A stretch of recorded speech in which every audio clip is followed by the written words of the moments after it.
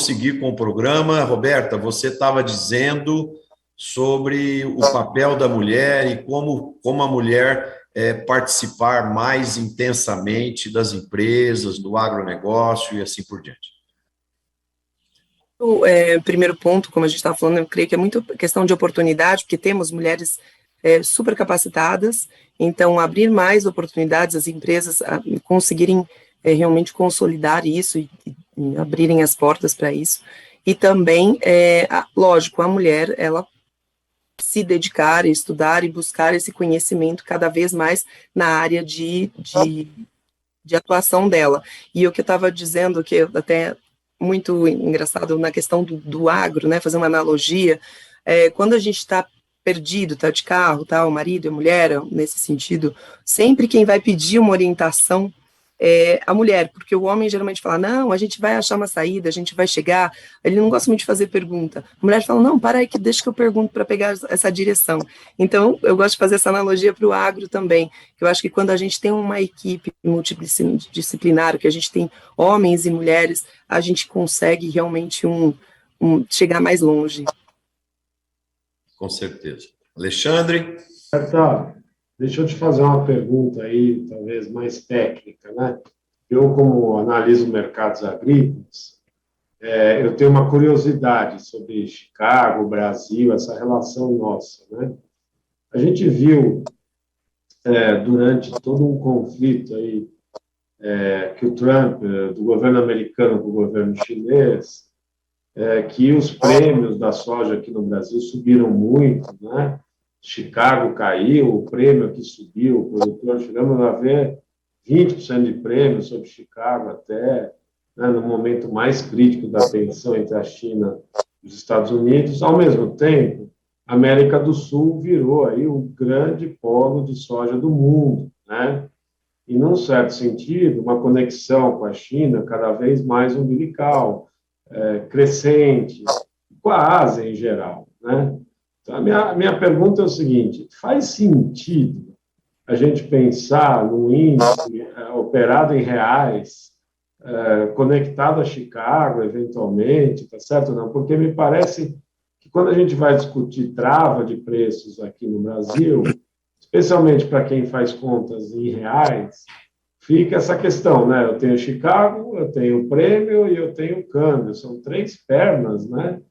Ultra relevantes na formação de preços e que não necessariamente Chicago cobre todas elas, né? A gente conseguiria imaginar algo que uma bolsa brasileira conectado em parceria com Chicago, um índice que faça sentido, tenha volume. O que você acha disso, né? Dessa discussão?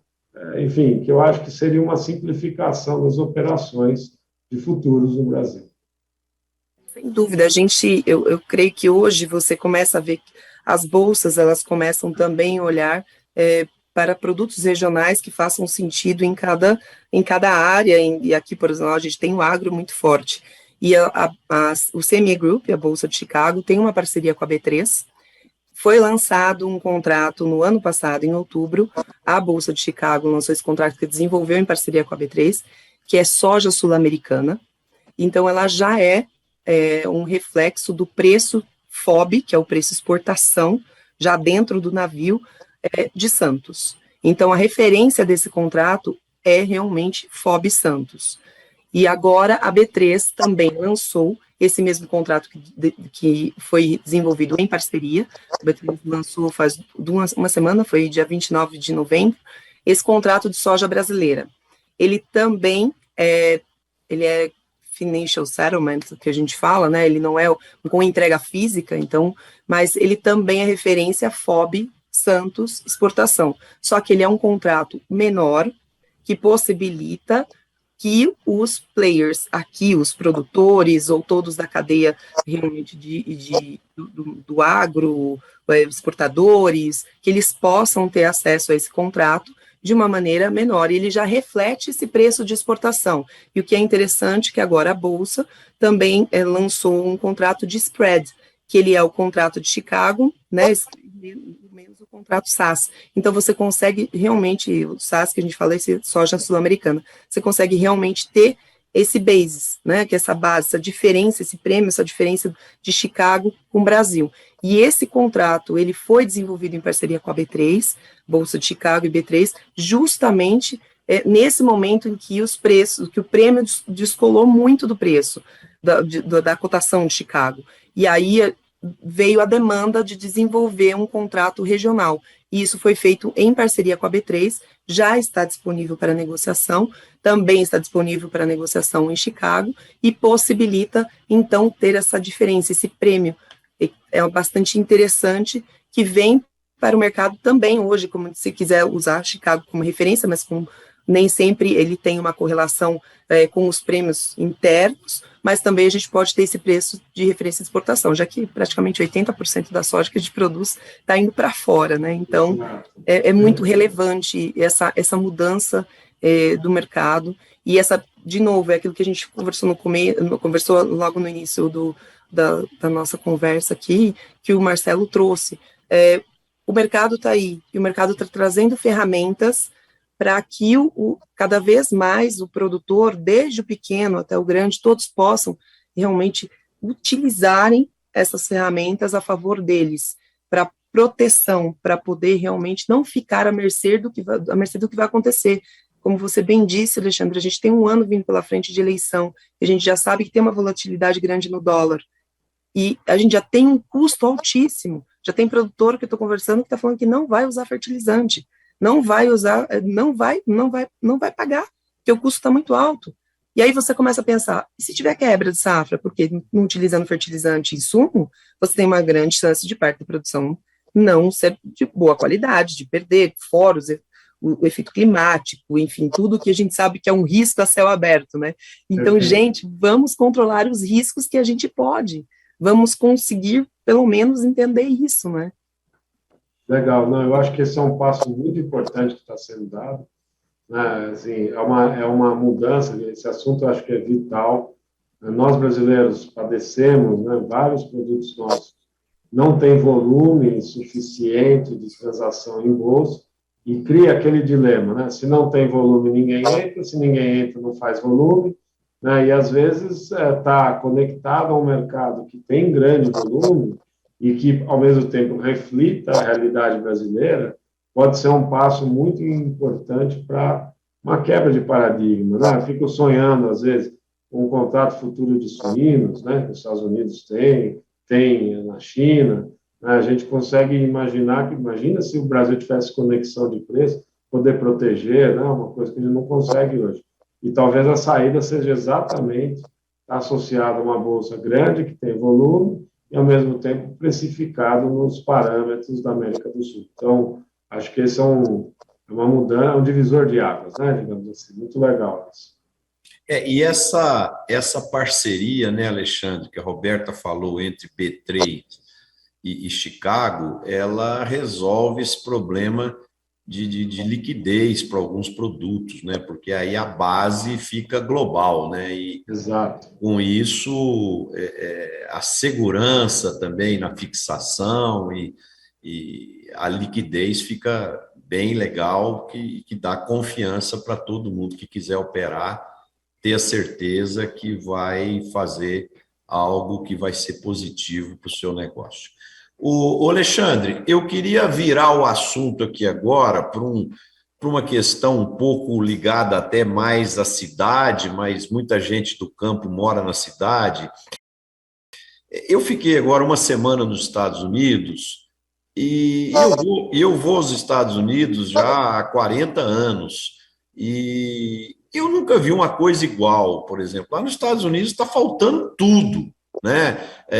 No shopping não tem abastecimento de produtos, uma loja da Apple não tem telefone, não tem computador, não tem relógio, a loja de vinho não tem o vinho, a loja de tecido ou de tênis não tem o tênis, a concessionária de carro não tem carro para vender. Aí você vai no restaurante, aí falta funcionário, o atendimento é precário, e aí você escolhe um prato, não tem o prato, o garçom pede para pedir outro e tal. O que na sua visão, como que a pandemia impactou tanta coisa na vida, tipo assim, se a gente estivesse falando de um país pobre, um país pequeno, né, que lá longe, né? Não, nós estamos falando aqui da maior economia do mundo, onde tudo converge para lá, né? Quer dizer, primeiro vai para lá, para depois ir para os outros lugares. E quando a gente chega lá e está nessa situação, imagina como é que está o resto do mundo. Marcelo, não tem nada como a gente ver em loco, né? Viver em loco o que a gente lê, né? O que os dados vão mostrando. Quer dizer, nós já discutimos em outros programas aqui. Quer dizer, Marcelo, vamos imaginar juntos tudo que nós vivemos. Primeiro, mergulhamos numa recessão profunda, tá certo ou não?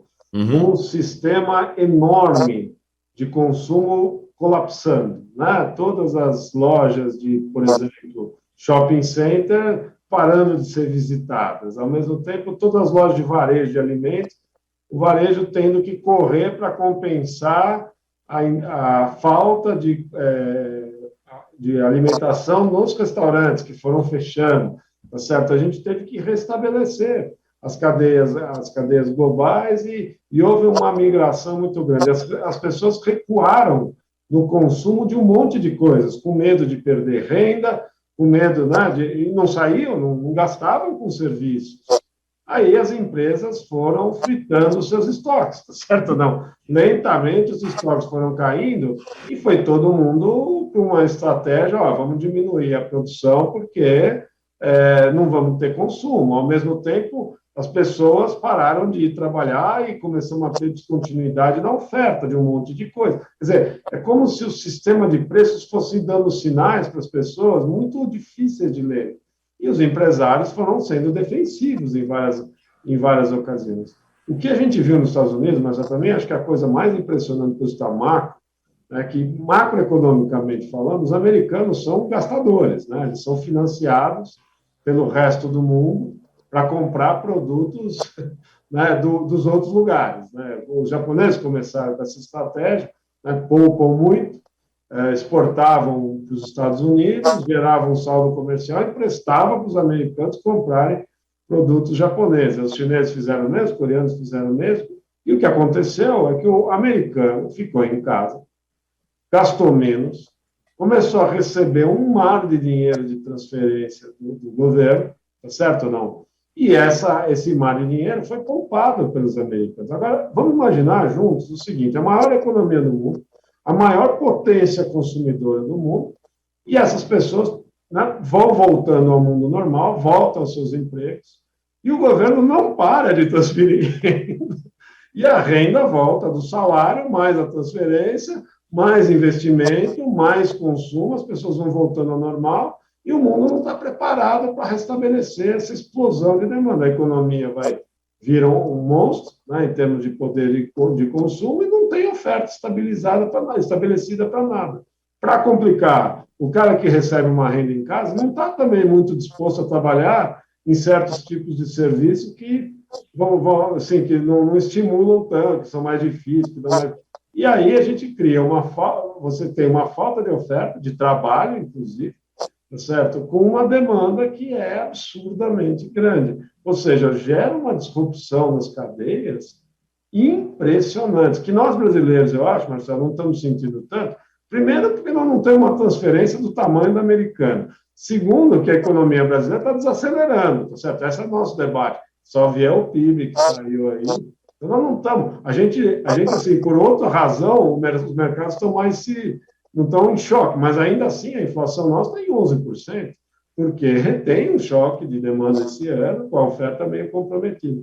Então, realmente, é um grande desequilíbrio tal, né, que os grandes economistas americanos, mesmo os mais favoráveis aos incentivos fiscais, já estão dizendo, opa, vamos fazer uma correção na taxa de juros, cortar um pouco essa liquidez muito grande, tirar o pé dessa transferência, porque isso está criando um desequilíbrio e a inflação está subindo muito. Mas foi muito bacana o seu depoimento, porque traduz em palavras, né, o que a gente vê nos números macroeconômicos americanos.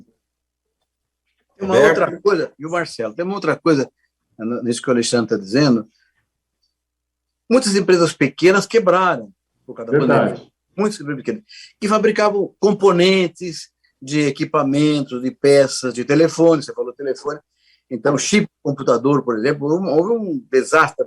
Então, muitas cadeias produtivas ficaram sacrificadas por falta de componentes, porque quebraram pequenos pedaços da cadeia produtiva, mas pedaços centrais. A própria indústria automobilística, está cheia de caminhão automóvel pronto, faltando um pedacinho aqui, um pedacinho, está no pátio esperando para completar, poder completar a venda também. Então, isso que o Alexandre falou é a causa principal, mas também vale a pena ressaltar que várias cadeias produtivas foram rompidas por pequenos pedaços de componentes que afetaram o processo. Perfeito. É isso mesmo, Roberto, e eu acredito que essa reestabilização da normalidade, ela vai um tempo longo ainda, viu? Eu não acredito que em 6 meses isso vai passar, isso talvez vai decorrer 2022 inteiro e 2023, aí sim as coisas começam a entrar num equilíbrio de normalidade, né? Então, é uma questão muito interessante para a gente pegar esses exemplos da cidade, de outros segmentos, e para a gente refletir para o agro também, né? Uma outra coisa que eu queria pôr na mesa aqui para a gente refletir é o seguinte, quando começou a pandemia, a Magalu estava tão preparada para o comércio eletrônico, para a integração loja física e loja virtual e tal, que o ano passado, em 2020, ela subiu 85% nas ações da Magalu. Agora, a última vez que eu olhei, momentos antes aqui de começar o programa, ela estava em 2021 com uma desvalorização de 80%. Então, praticamente, ela já devolveu tudo que ela tinha valorizado no ano de 2020 e está perdendo agora em 2021. Então, isso mostra para a gente, pessoal, quanto que o mundo é dinâmico. Nós estamos vivendo um mundo muito diferente. Nós precisamos pegar esses exemplos e trazer para dentro das nossas empresas e refletir, poxa, o que eu posso me preparar para evitar que isso aconteça comigo? O que eu preciso fazer diferença ou fazer diferente, né? Um outro exemplo que eu queria colocar aqui, por exemplo, Nubank abriu capital aí a semana passada, lá na Bolsa de Nova York, né? Hoje eu não vi a cotação, mas os 2 primeiros dias ela subiu 15% num dia, 15% no outro, já estava 30% de ganho, e um banco que tem 8 anos de vida, que é todo digital, que até hoje só deu prejuízo, se torna um banco maior do que o Itaú, com um valor muito maior que o Itaú, que é o primeiro banco brasileiro. Quer dizer, então, é um mundo muito diferente que nós estamos vivendo, e o que isso traz de lição e de aprendizado para nós?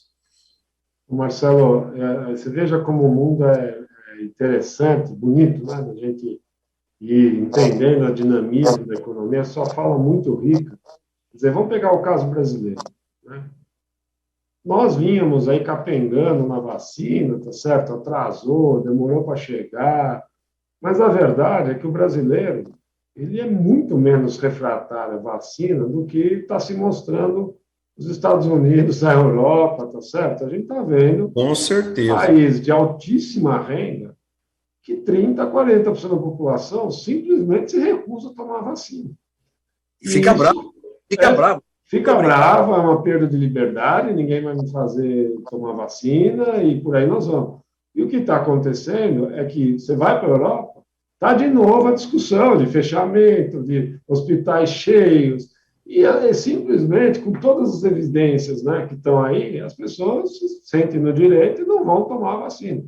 Curiosamente, nós aqui no Brasil, eu estava lendo uma matéria hoje, uma médica dizendo que aqui nos hospitais de São Paulo, 100% de quem está no UTI, jovens e mais velhos, não tomaram a vacina. Tá certo ou não? Então, assim, há um percentual muito menor de não vacinados, tá certo? E a gente está vendo uma maior liberdade, as coisas estão voltando a funcionar, o shopping center está voltando a funcionar, você, né, o estacionamento do shopping center já mostra como está cheio, as coisas estão voltando. E diferentemente do ritmo dos Estados Unidos, da Europa, em alguns lugares, que seguem agora uma quarta onda, sei eu, certo? Então, como o mundo é complexo, né? E aqui, né, Alexandre, tem uma questão do copo meio cheio e meio vazio, né? Por exemplo, eu sou um defensor ferrenho das vacinas, acredito nelas, confio nelas. Por exemplo, em todos os restaurantes que eu fui nos Estados Unidos, todos me pediram comprovação da vacina para me poder entrar e sentar e poder jantar. E isso, por incrível que pareça, para mim, me traz uma liberdade ímpar, porque eu tenho a certeza que as pessoas que estão ali sentadas nas mesas próximas de mim estão vacinadas, né? Então eu penso assim, o Brasil deu um exemplo e uma prova que ele é capaz de se vacinar e de evoluir, e eu quero aproveitar aqui a oportunidade, né, para pedir para quem está nos assistindo que ainda não vacinou, para repensar essa questão, vá tomar a vacina é segura, eu tomei minhas 3 doses, minha família toda tomou, ninguém teve problema nenhum, né? A vacina é segura e ela protege. Para você ter noção, Alexandre e Roberto, aqui em Uberlândia chegou a morrer 20 e tantas pessoas por dia. Hoje, já faz quase uma semana que não tem, que não estava tendo mortes, entendeu? Então, isso é efeito da vacina, gente. 100% alinhado, e acho que a gente está num mundo muito complexo, né? Eu vou te dizer, Marcelo e Roberto, sinceramente, quer dizer, como é que a gente nunca pensou no risco, né, de um contágio da humanidade? Na verdade, depois que nós vivemos o que nós estamos vivendo, a gente, né, tem que ter a consciência da fragilidade do que é um monte de gente aglomerada, né? Comércio, transporte, circulação. Você vê, a gente pensa sempre isso em animais, né? Toda discussão sanitária, tiver uma discussão grande no Brasil sobre vacinar ou não para a febre aftosa, até hoje há controvérsia do tema, tá certo? E a gente sabe a importância da universalidade da vacina para evitar a circulação do vírus, etc. E os vírus têm um dinamismo, né? Na medida que as pessoas não são vacinadas, eles aumentam a probabilidade de se multiplicarem e, portanto, de mutarem. E, portanto, de novas cepas vêm surgindo constantemente. Então, é uma corrida mesmo atrás, né? E na medida que, veja, quando as pessoas falam, né, você imagina assim, vai vir dos países pobres, porque são os países menos vacinados do mundo, por falta de recursos, né? Verdade, isso acontece em muitos países pobres. Mas hoje há uma população não desprezível nos países ricos que estão ali prontos para multiplicar o vírus. Então, o mundo vai ficando complexo, né, Marcelo? E aí, o crescimento mundial vai oscilando. Aí, de novo, olha quanta volatilidade tem nisso. Tá certo, gente? É uma volatilidade muito grande. E veja o fortalecimento do agronegócio brasileiro, na minha visão, tá? Diante de um cenário dessa vacinação e a capacidade do Brasil não parar. Porque, gente, vamos lembrar, a gente às vezes se esquece. Ano passado, teve situações na Europa que não deu para colher porque faltou gente. Hoje, quando se discute na Inglaterra que falta imigrante, né, que normalmente vem do leste europeu e que parou de vir, criou uma disrupção na oferta de trabalho na Inglaterra, tá certo? Abrindo oportunidades, estão importando muito mais alimento do que importavam. E se a gente não parar, vamos ocupar esse espaço, tá? No momento de fragilidade. Por quê? Porque estamos vacinados, não vamos parar. E uma então, coisa, viu, Alexandre e Roberto, que é impressionante, a mídia divulgou muito a semana passada isso. Antes da pandemia, os superbilionários tinham 2% da economia mundial, representavam as suas riquezas, né, representavam 2% da economia mundial. E agora, em outubro, foi feita uma nova medição e eles agora representam 3,5%. né? Então, praticamente o patrimônio dos superbilionários quase que dobrou em 1 ano e meio de pandemia. E com isso, a desigualdade aumentou. E isso é um problema muito sério, porque o que acontece? Quando você tem uma desigualdade muito grande, você tem fome, você tem violência, você tem caos social, né? E aí não adianta o superbilionário ter um iate, um jato, uma Mercedes, mas a desordem social é tão grande que aquilo ele não pode usufruir, né? Então, é muito importante que todos nós, cidadãos do mundo, passamos a nos preocupar um pouco com essa desigualdade e cada um de nós pensar o seguinte: o que eu posso fazer para diminuir isso, né? Porque isso é um problema sério. Eu estava com a minha esposa indo para o aeroporto de São Paulo, aí de Guarulhos, dentro de um Uber, devido à pandemia, os vidros têm que ficar um pouco abertos.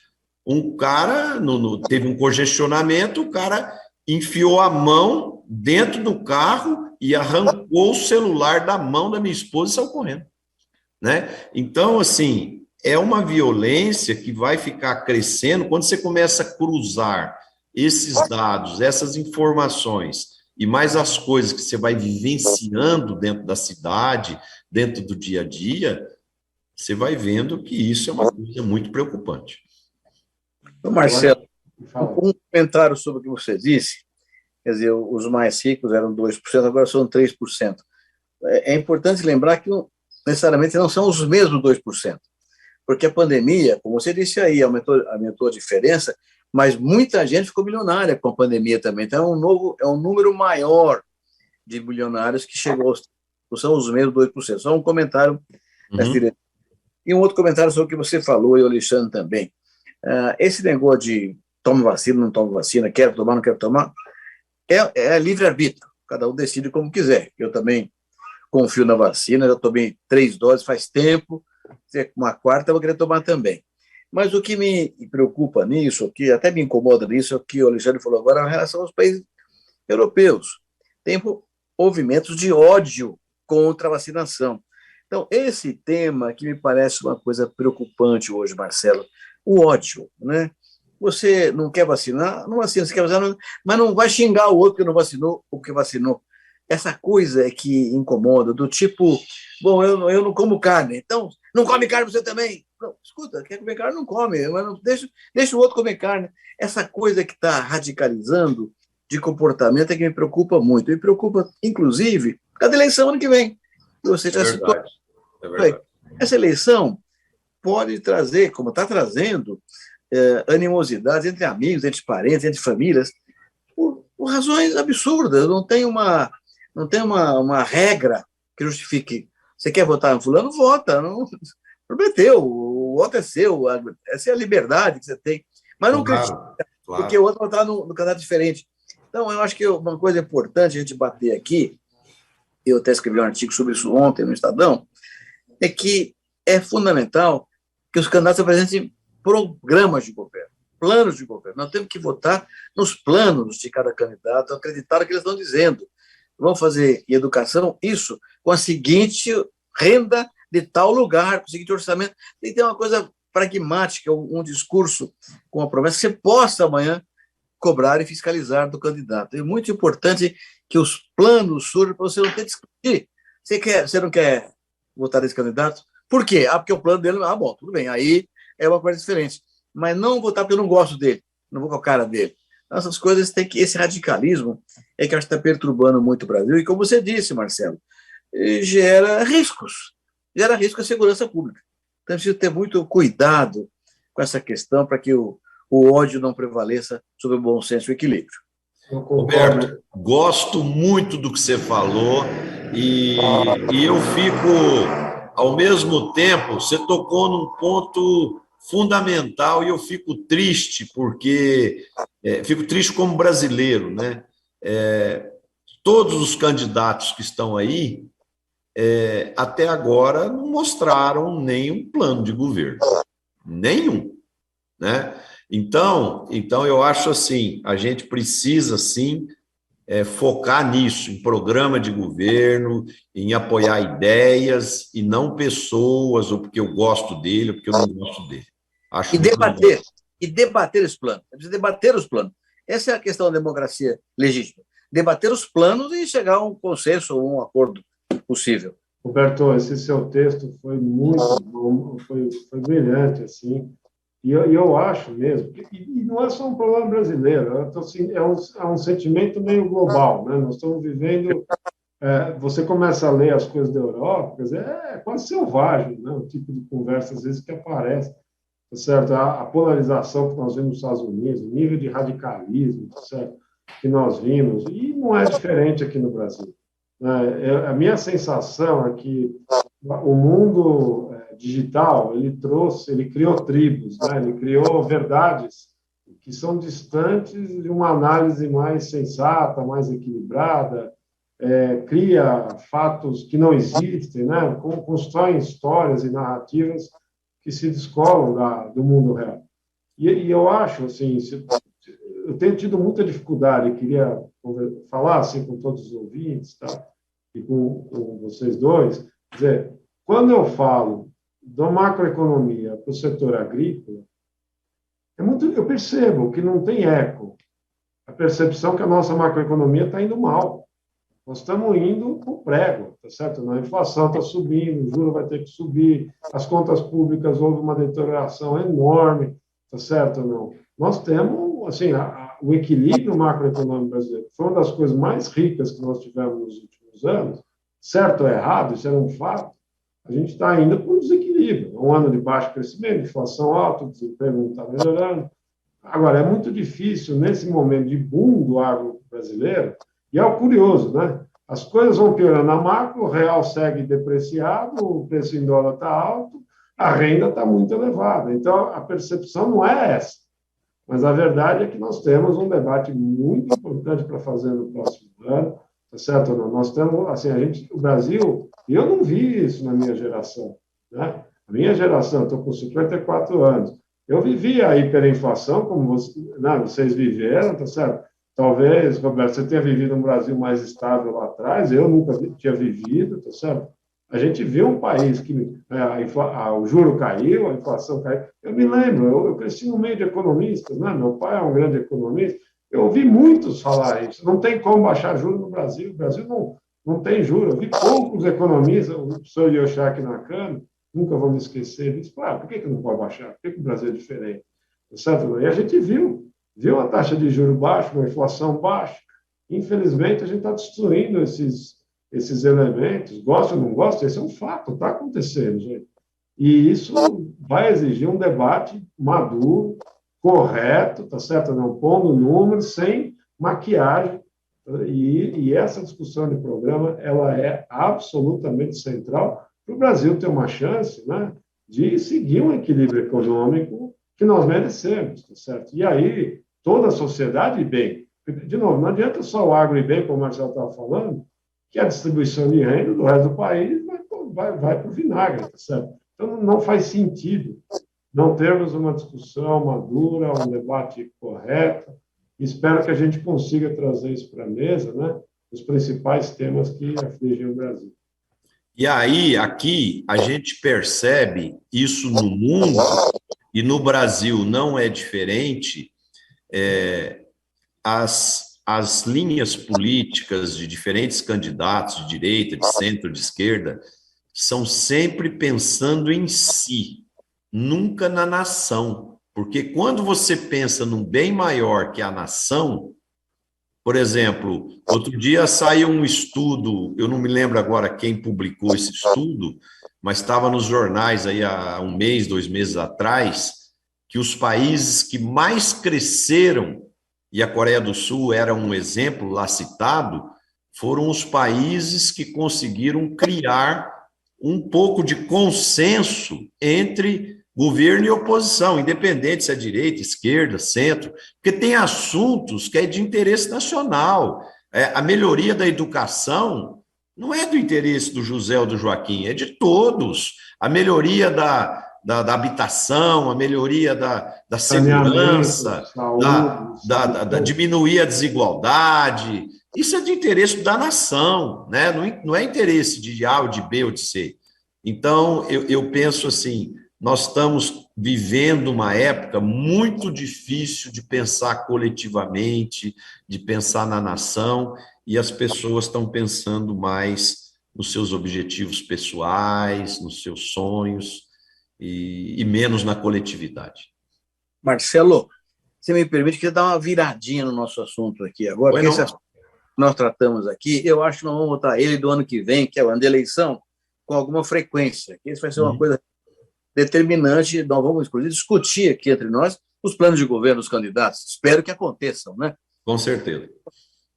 Mas eu estou aqui no interior, eu vim participar da reunião de conselho da minha cooperativa aqui. Minha cooperativa faz uma vez por ano a reunião do conselho consultivo de ex-presidentes. Então, eu vim aqui, fui presidente em 73. Você não tinha nem nascido ainda, eu era presidente da cooperativa. Veja como as coisas são, como eu sou antigo, né, nesse negócio. Aconteceram duas coisas na reunião de hoje que eu queria compartilhar com vocês. A primeira é que a minha cooperativa fatura esse ano 1 bilhão e 200 milhões de reais.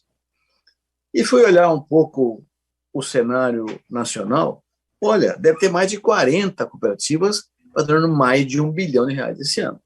O crescimento do cooperativismo é fantástico. Obviamente, isso tem a ver com o preço de produtos agrícolas, preço de insumos que inflaram o faturamento também, claro, né? Você pode ter quase que 30% disso aí, mas de qualquer maneira, não importa, porque as cooperativas cresceram mais, eventualmente, do que outras firmas concorrentes do mesmo setor. Então, isso é gestão, sabe? As cooperativas tiveram um choque de gestão nos últimos anos e o Sescop tem um papel muito forte nisso aí. Eu quero dar aqui o meu testemunho de confiança no cooperativismo.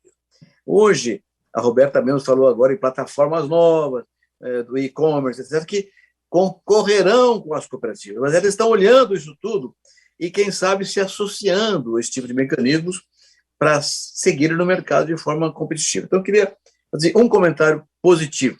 As cooperativas estão crescendo com competência de gestão. E o segundo é exatamente o contrário. A minha cooperativa comprou aqui um esqueleto de uma usina de açúcar de álcool aqui da região, que era uma bela usina, 30 anos atrás, 20 anos, 10 anos atrás, uma bela usina, e por erros de gestão quebrou. E hoje é um esqueleto triste. A cooperativa comprou todo aquele resíduo, vai fazer uma grande ação na área de grãos aqui, né? Espetacular, vai aproveitar todo mundo e fazer um espetacular. Então, eu queria fazer esse comentário. Não há perenidade, não há eternidade em nenhuma empresa, em lugar nenhum do mundo. Má gestão, erros, destrói a empresa. Pode ser sólido o que for, destrói em pouco tempo. Então, é preciso estar cada vez mais olhando o tema da gestão, da governança, e a questão do ESG, que está aí hoje voltando, é um upgrade da sustentabilidade muito forte. Precisa se olhar, porque a governança ganha uma dimensão cada vez mais relevante na perenidade, ou pelo menos na permanência das empresas e o seu crescimento no mercado. Eu vivi hoje aqui uma dupla emoção. O crescimento da minha cooperativa, maravilhosa, e a morte de uma empresa de amigos meus por má gestão. Ô Roberto, isso aí é uma grande verdade o que você está falando, e eu vou te dar um dado. Em 2019, antes de começar a pandemia, eu peguei os 15 maiores eventos presenciais do agronegócio e classifiquei os temas das palestras por blocos. E eu cheguei lá nos seguintes dados: 56% dos eventos falam de tecnologia e de produção agrícola. 9% fala de crédito rural e financiamento. 8% fala de agricultura digital, fala de meio ambiente e tal. E só 3% fala de gestão. Gestão é o maior gargalo do agronegócio brasileiro hoje, e nós temos que bater nisso aqui sempre, para quem estiver nos assistindo entender que o agronegócio é uma atividade empresarial, seja uma cooperativa, seja um distribuidor de insumos, seja uma pequena indústria de alimentos, seja uma propriedade agrícola ou pecuária, precisa ter planejamento, precisa ter estratégia, precisa ter gestão, precisa ter controles financeiros, trabalhar gestão de pessoas, logística, tecnologia da informação, ESG e etc. Porque não adianta só se preocupar com tecnologia, tem que se preocupar em administrar bem para o negócio ser perene. Marcelo, só agregando, você falou, no agronegócio. Não só no agronegócio, em qualquer setor de atividade econômica, a gestão ganha uma dimensão cada vez mais relevante para você ficar no mercado. Urbano também. É isso aí. Bom, gente, nós estamos com o nosso horário já estourado. Roberto, sua mensagem final de hoje. É reiterar o que eu acabei de dizer agora, Marcelo. Estou admirado com o trabalho das cooperativas agropecuárias e as cooperativas de crédito rural. E sob a coordenação da OCB, que faz um trabalho muito bem feito. As agropecuárias já respondem hoje por 54% da originação do produto agrícola brasileiro. 54%. Uma característica, 80% dos cooperados são pequenos produtores. Então, você vê o papel que a cooperativa tem na preservação e no crescimento dos pequenos produtores. Então, é um orgulho muito grande. Este ano, só uma revelação, já falei para vocês aqui, este ano eu faço 50 anos que eu fui eleito para uma posição de diretoria de uma cooperativa. Exatamente meio século, né? Então, eu tenho muito orgulho desse processo e eu comecei aqui há 45 anos atrás uma cooperativa de crédito rural. 45 anos atrás. Hoje, as cooperativas de crédito já respondem por 20% do crédito rural. Então, o cooperativismo, como instrumento de inclusão social e de crescimento coletivo, são um exemplo extraordinário. No mundo inteiro, o Brasil segue esse caminho também. Muito legal, Roberto. Alexandre? Marcelo, eu acho que o destaque para mim é o artigo do Roberto de ontem. Tá? Eu acho que a gente vai entrar num ano eleitoral, as propostas precisam ser formuladas. Eu espero que a gente tenha a grandeza, né, de olhar o país, olhar para frente e debatermos, né? Para cada assunto. Hoje, por exemplo, a Roberta trouxe um tema rico, né? Uma bolsa brasileira, na verdade, conectada a Chicago, com volume precificado. Quer dizer, será que não dá para a gente montar um plano para que outros produtos agrícolas tenham forma de se proteger em bolsa, tá certo? Não, tudo isso eu acho que faz parte de uma análise, um estudo, né, em cada setor, dos fundamentos mais importantes para a gente construir e, de fato, desenvolver um projeto de país, né? Porque não dá para só estar um setor bem e o resto está mal, né? A gente realmente precisa olhar para um bem maior, né? Para um bem comum maior. Eu acho que esse, para mim, é um ponto de destaque da nossa conversa de hoje. É verdade, e eu acho que a gente já pode deixar aqui um espaço reservado do nosso programa para o ano que vem, né? Para os candidatos trazerem suas propostas aqui para debater conosco, né? Quem quiser participar aqui com a gente, vai ser sempre um prazer discutir ideias e tentar entender esses planos de governo dos candidatos da eleição de 2022. Eu queria também, como Roberto, eu estive na semana retrasada no Espírito Santo, na região de Vitória. Eu fui a um evento organizado pelo Sescope e OCB, lá do Espírito Santo, e eu fiquei encantado com o trabalho que eles estão desenvolvendo com as cooperativas, trabalhos de geração de valor nos produtos, de potencializar a eficiência de gestão, qualidade dos produtos, cafés especiais.